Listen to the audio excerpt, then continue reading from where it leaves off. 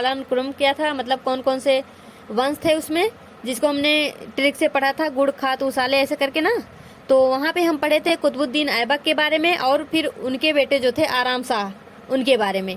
तो सबसे पहले राजा बने कुतुबुद्दीन ऐबक, उसके बाद आराम शाह, और आराम शाह के बाद अब राजा बने कौन, इल्तुतमिश, यानी अब ये गद्दी पर बैठे।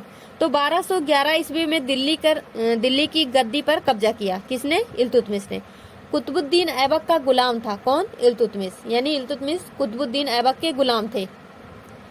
फिर फ्रेंड्स देखिए यहाँ पे दिल्ली सल्तनत का वास्तविक संस्थापक, अगर आपसे पूछे कि दिल्ली सल्तनत का वास्तविक संस्थापक किसे माना जाता है, तो आप बोलेंगे शमसुद्दीन इल्तुतमिश, इनका पूरा नाम था।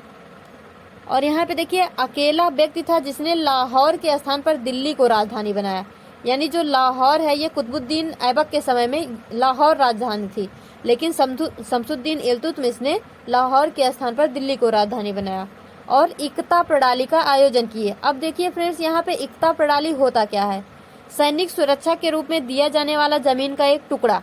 अब ये आपको नहीं समझ आया होगा, तो देखिए यहाँ पे मान लो जैसे आप हो और आपके एक मित्र हैं, आप हो, आपके एक मित्र हैं, आप एक राजा हो और आपको किसी युद्ध में जाना है और आपको हेल्प की ज़रूरत है।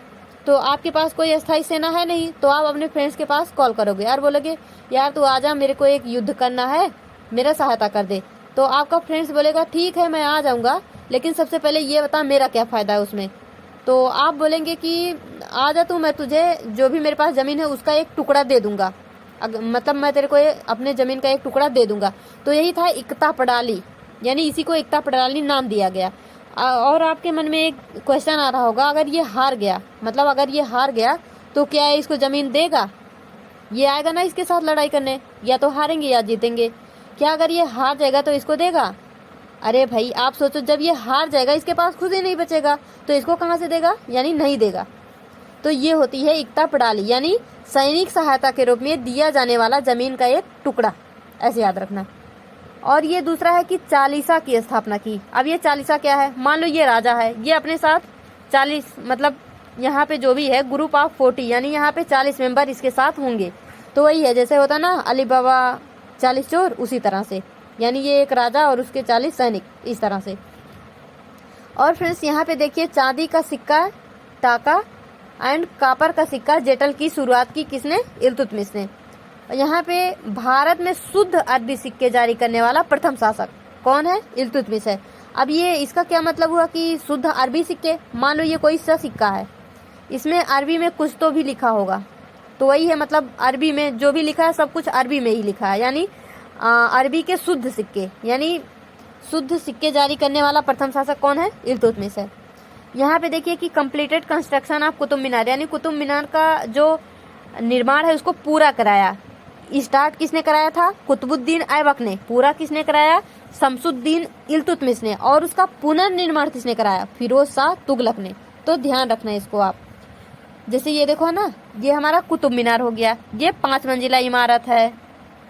तो ये जो यहाँ तक है केवल इसका 1 मंजिल ये कुतुबुद्दीन बनाए थे, और कुतुबुद्दीन के ही दामाद थे कौन? इल्तुतमिश। इन्होंने ये 3 मंजिल निर्माण कराया। और उसके बाद ये फ्रेंड्स यहाँ पे एक बार बिजली चमकी, ये इसका कुछ हिस्सा जो है टूट गया, तो इसका निर्माण जो है फिर से करवाया फिरोज शाह तुगलक ने, और उन्होंने 1 मंजिल और बनाया। तो ये टोटल 5 मंजिल की है। फर्स्ट जो है वो कुतुबुद्दीन ऐबक ने, यानी स्टार्ट किया, कंप्लीट किया इल्तुतमिश ने, और इसका पुनर्निर्माण कराया फिरोज शाह तुगलक ने। तो इसको आप ध्यान रखना, इसमें 3-3 लोगों का हाथ है। तो फ्रेंड्स यहाँ पे देखिए तबकात ये नसीरी, ये क्या है? ये एक मतलब जैसे पुस्तक जैसा कुछ है। तो इसके लेखक कौन है? मिनहाज ए सिराज। यानी अगर आपसे सबसे पहले तो ये पूछेगा कि तबकात ए नसीरी किसने लिखा, तो आप बोलेंगे मिनहाज ए सिराज।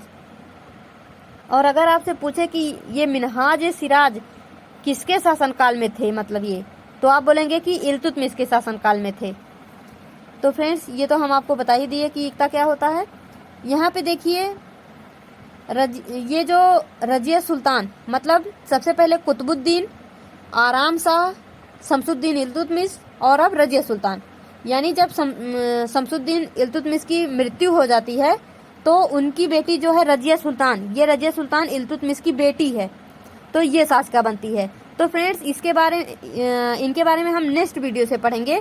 तब तक के लिए all the best, be happy, be positive.